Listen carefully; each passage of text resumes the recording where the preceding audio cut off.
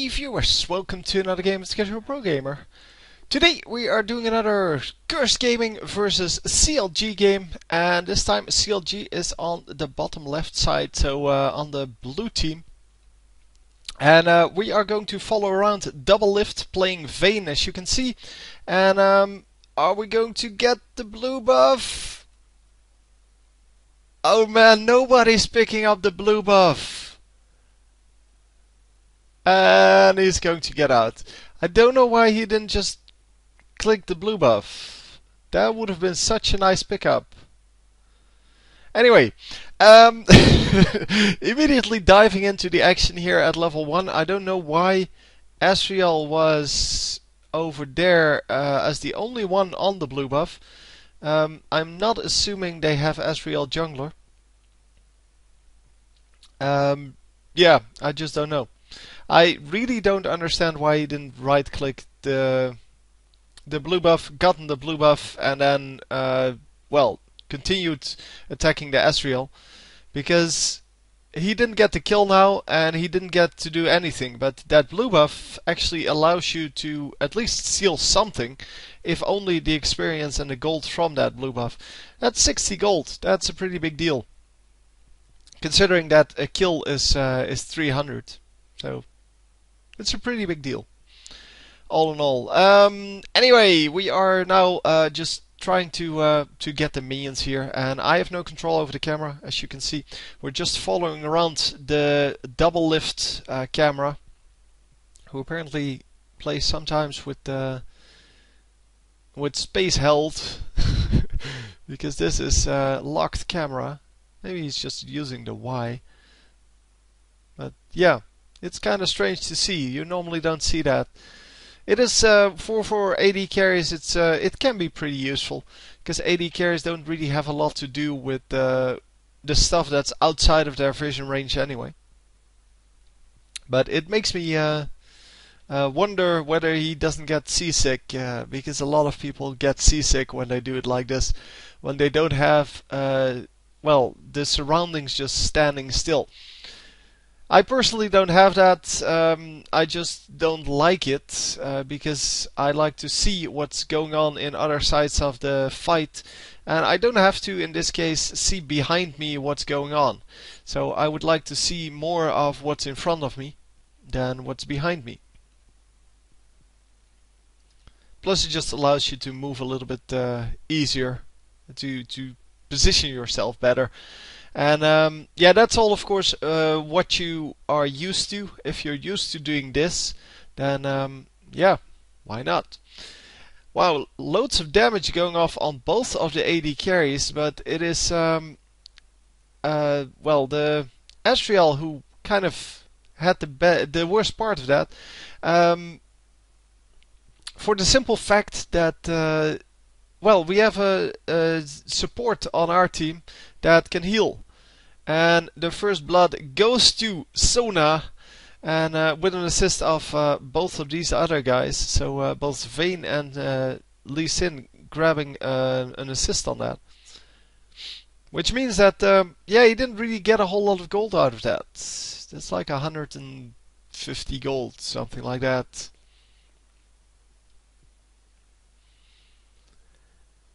So, the minions are going to suicide into the tower, and we are going to recall. So I don't know who is the support on the enemy team. It seems to be Nunu, but Nunu can also be the jungler. But yeah, with nobody here, we're going to have to wonder what is happening.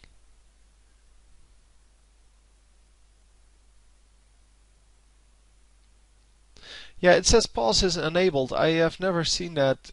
Maybe that's just something for ranked games. I don't know.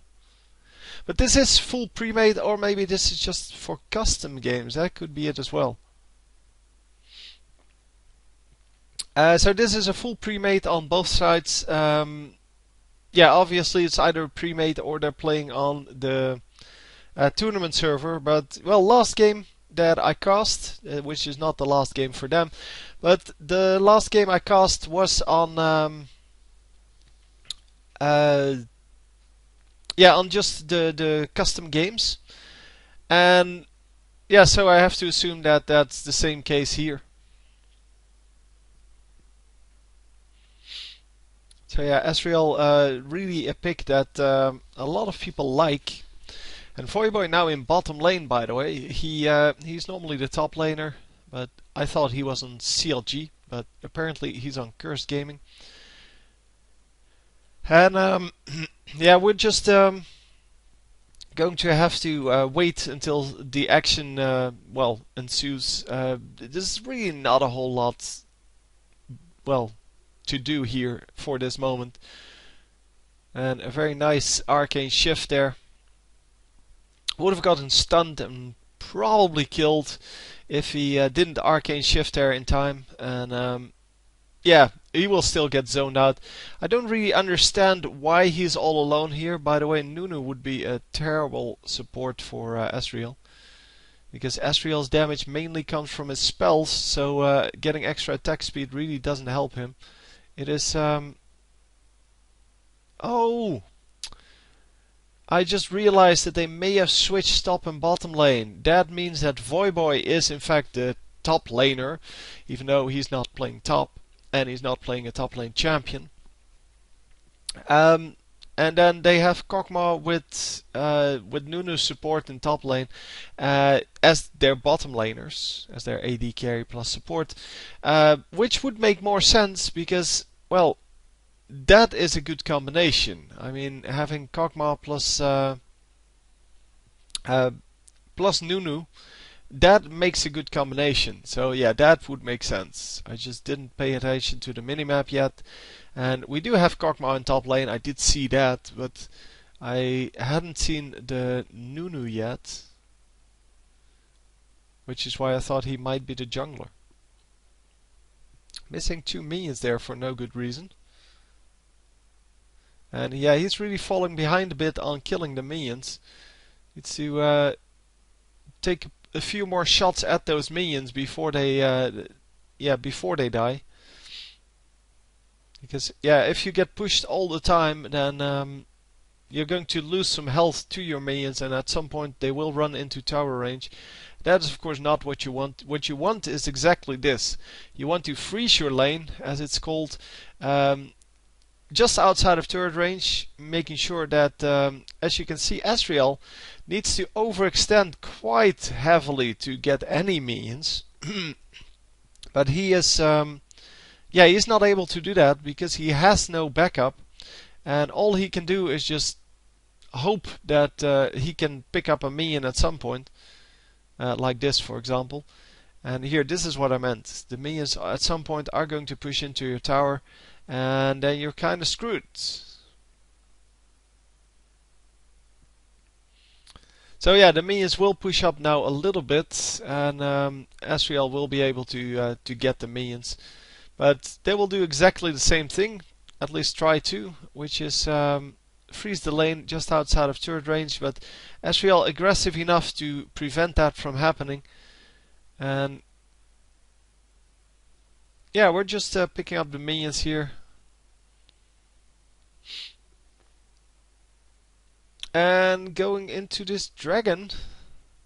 Okay, risky dragon. Very risky dragon, in fact. But they're keeping it outside of the range of that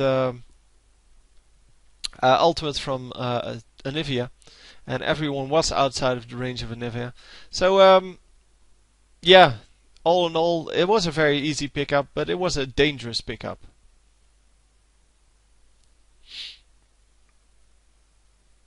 So yeah, just running around until he can last hit the minions. It's to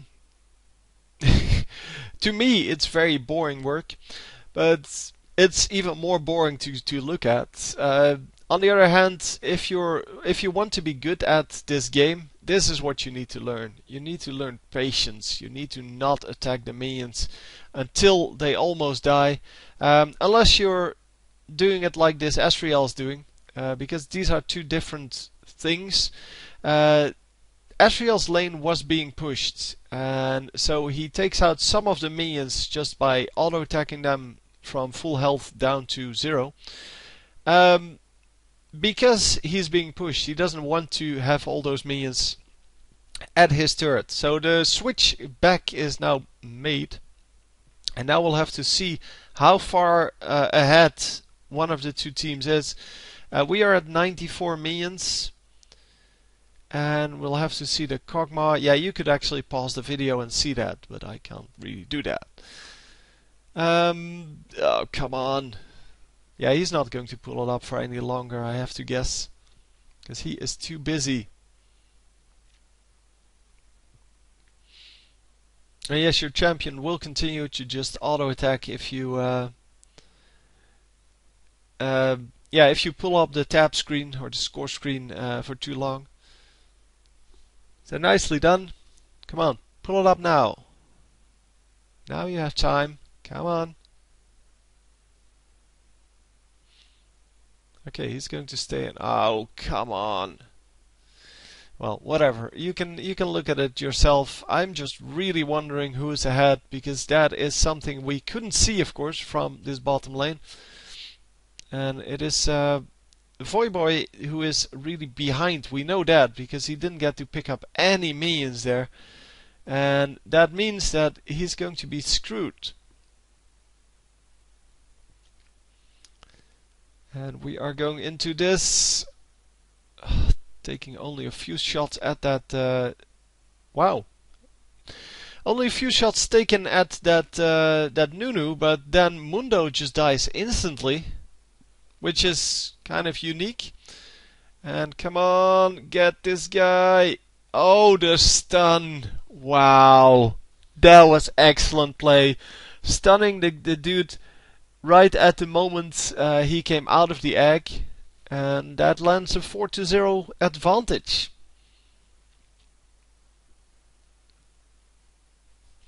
Yeah, I still haven't seen what where Kog'Maw is on the list, so I haven't seen a score yet, and it's starting to annoy me a little bit. But it's all good. It's all good. You guys can see it. I'm just going to assume that Vayne is ahead here, even though that may be wrong. Yeah, 114. Oh, they're exactly equal. Wow.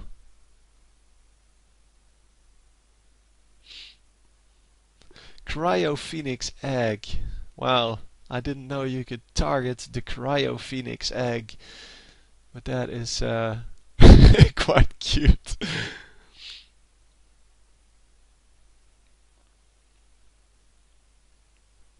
Okay, Asriel, the Kog'Maw and Nunu pushed that lane, got the turret, and actually pushed all the minions into, well, the second turret, but the second turret wasn't close enough for those minions. So Vayne gets to pick up all of those minions for, well, just free. And yeah, we're going to grab the red buff here. And red buffs should help out pretty nicely. But yeah, this was painful, but that's just what happens sometimes. Anyway, grabbing some more minions in the jungle, and a ward goes down for the enemies. And yeah, just cleaning up the minions with that ultimate. It's not done a whole lot, but it is a very good tactic. I mean, it is something that sometimes can be used to just push back a minion wave, make sure that people cannot attack your tower. Obviously, you can't use it like that every time, because then, well, you would never be useful. Except for picking up minions, but you should be able to pick up minions with your Q. And of course we're talking about Gragas here, for those of you who didn't notice the ultimate being used there. So the Phoenix, the turret goes down. Man, I've been playing too much Smite apparently. No, I just had the Cryo Phoenix in my head still, and yeah, that just screwed me over. Anyhow, it's 4-2 now. So losing 2 kills in a row after gaining 4 kills in a row. So if I can keep that up, it's still okay. And of course we got the first dragon. The dragon is back up, by the way. So we can actually grab a second dragon here.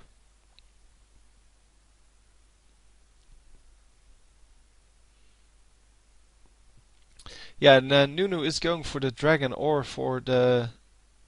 Oh, he's going to, yeah, remove the wards from dragon. So they may have pink warded it. Oh, they also took out the dragon. Okay. Wow, that was pretty quick then. That was pretty quick. It seems that we do have a timer on it, which is excellent.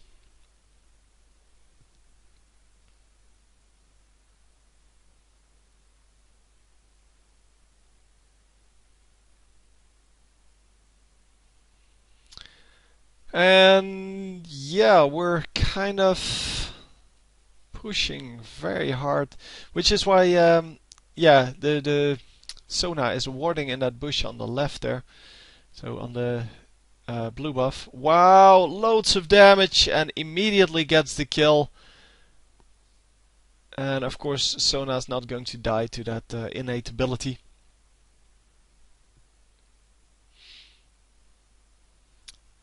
So yeah, the ultimate from Ezreal could have actually picked up the Sona there if he used that earlier and, well, actually hit her. But now it only grazed a little bit of the Vayne, and yeah, it didn't do that much damage to her. Of course, Vayne has a lot of life steal by now and can just easily gain that back. And blue buff is up. But who is going to... Yeah, I'm assuming Vayne will take this. No, it is in fact... Okay. It is in fact the Lee Sin picking that up. Yeah, that's different. You don't normally see that. Going for the Phantom Dancer here. With the Zeal first and then going for the Critical Strike afterwards. Zeal, of course, is a very nice start of that Phantom Dancer because it gives you movement speed and attack speed already, and even though the Phantom Dancers are of course a lot better, you don't really need the Critical Strike at first. The movement speed and attack speed are way more important in that beginning, and later on of course in the big team fights and such, you want to have that attack speed and Critical Strike because the combination of that makes that Phantom Dancers add a lot of damage. Of course, not as much as Infinity Edge, but Infinity Edge is really a ridiculous item in that way, and that's why everyone takes it. There's really no substitute for Infinity Edge, and even if you go for something like Trinity Force, yeah, that doesn't add as much damage as Infinity Edge, even though it's a way more expensive item. Of course, it does add some other stats which are really nice to have. And yeah, you might want to go for those. Anyhow, 6 and 2 now, so picking up two more kills. And we are currently 3-0-1, so being involved in 4 out of the 6 kills. It's pretty good for someone who only has been in bottom lane all game. I mean, now the Vayne is in mid lane, but that's because now she has her first big item plus that Zeal. Normally we see Infinity Edge Zeal before they go out, but yeah, well, you can go this as well. So the Bloodthirster with Zeal, it's not as good. It doesn't do as much damage, plus your harassment, so your single attacks are not doing as much damage. So yeah, it is kind of a choice, I guess. Yeah, Vayne was pretty far ahead and kind of wants to make use of that. Did she actually pick up that? Yeah, I guess she picked it up, the double golem, or the second golem, I should say, because he's not a double golem. The camp is called the double golems. Anyhow, oh man, just so random talk. This is why I hate doing AD carries. Of course, yeah, AD carries are pretty spectacular to play sometimes because you get a lot of pentakills and just multi-kills with them. But yeah, they're not really interesting to watch because the first 20 minutes of the game is just farming. And if you have a 60-minute game, then that's still okay. Because, I mean, if we started the game right here, we would have just seen some farming. And yes, he does have 3 kills, which is okay, I guess. It's nice to have, but it's, yeah, not really important. 3 kills is like, I don't know, 45 minions, and he has 200 minions. So, yeah, it's not a big deal. So it's not even a big deal in his farm. And the wall actually missing the Sona there. That's a shame, because that could have been an easy kill. And come on. Oh, wow, Vayne almost dying to some random stuff. But then picking up some health from just, yeah, that, just attacking minions, and wow. Oh, okay. Never mind. I didn't see that. But apparently the Kokmar exploded right on top of Vayne. Well, did see the explosion. I just didn't know what the explosion was, and then I saw that Kokmar actually died and killed Vayne. So yeah, must have been that explosion. But anyhow, it's 10-4 now. So excellent. They are keeping up that 4 for 2. It's now actually 5 for 2, I guess. But yeah, it's a very nice score for the team. 6-1-1 for our Vayne, and yeah, of course these things are completely random when I cast them, because I don't know what the scores are, and yeah, this is just a good score in this case. That's not always the case. That is for me the beauty of the high elos.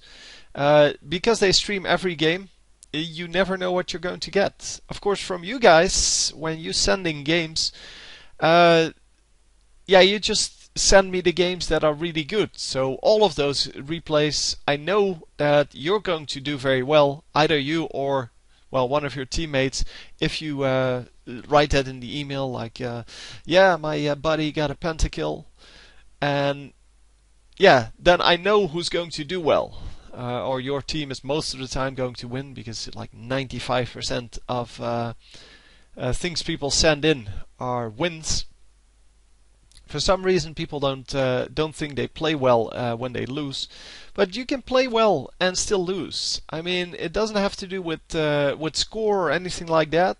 You can just play your best and just not get it done, and not get kills, or I don't know. I mean, I've had plenty of games that I lost even though I played very well. I'm not saying I played brilliantly in those games, but I can still, well, see myself losing even if I play well, because one of my teammates can screw up, or the enemy team can just be better, which is acceptable as well. I mean, sure, enemy teams can be better. Especially better than I am, because I am not very good at this game. No, I'm decent. I'm a decent player. I'm much better at the strategy than at the actual playing. But yeah, well, I'm still a decent player. Anyway, going back to the game, we saw them picking up the Baron. Obviously, I wasn't going to comment on that because it was kind of obvious what was happening. Then they picked up a blue buff. I don't know who got the blue buff, but somebody did. And we're just continuing on, and look at, if you want to learn to play an AD carry and you watch these games because you want to learn to play these AD carries, then look at the amount of free time he has. So time in which he doesn't do anything. It's virtually nothing. He always is running towards the next bit of gold. And because of that, he gets a large minion score. I mean, he has 226 minions, which is way better than anyone else in the game. So he has 226 minions at the 26-minute mark, 27-minute mark. But he is always just running towards his next bit of gold. And because of that, he gets to build big items, and because of those big items, he gets to dominate in the late game. Well, in any part of the game, really. Because as soon as you have a lot of minions, you're going to dominate your lane. And it is way more important as an AD carry to get a bunch of minions than to be in those team fights. I mean, look, his team is fighting all over the place, but he's not concerned with that. He doesn't care about being in those fights. All he cares about at this point is getting minions, getting gold. And yeah, I'm now saying getting minions, but it doesn't have to be minions. It can also be jungle buffs or things like that. You want to get as much gold as possible. It's all about the gold. It doesn't matter how you get it, but most of the time it's better to not get it in team fights, especially in the early game. In the late game, of course, by the time you have Infinity Edge, Bloodthirster, and Phantom Dancer completed, of course in another order, because you want to get either Bloodthirster or Infinity Edge first. I personally would recommend Infinity Edge. Then you get the Phantom Dancer as the second, and then you get the third item after the Phantom Dancer. Yeah, after that, boots are of course somewhere in between, mostly as the first item, or after your BF sword, depending on how you're doing. You might want to go for some Doran's Blades. Normally we see 1 or 2 Doran's Blades on these AD carries because they're so efficient in adding damage and survivability. And they're still useful late game. It's the Doran's item that's still useful late game. So yeah, it's a great item to have. And wow, look at that damage, man.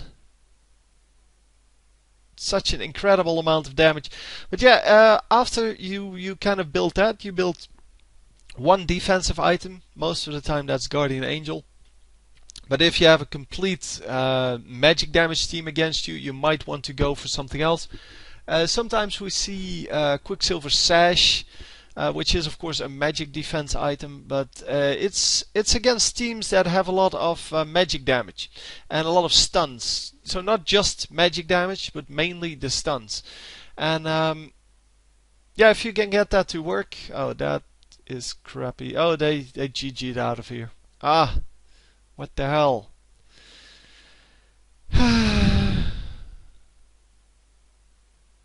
So yeah, they are going to finish it, fortunately.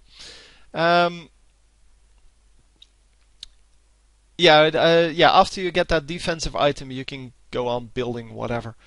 But you want that one defensive item and the rest just offensive items. And just make sure, if you're an AD carry, that you farm. And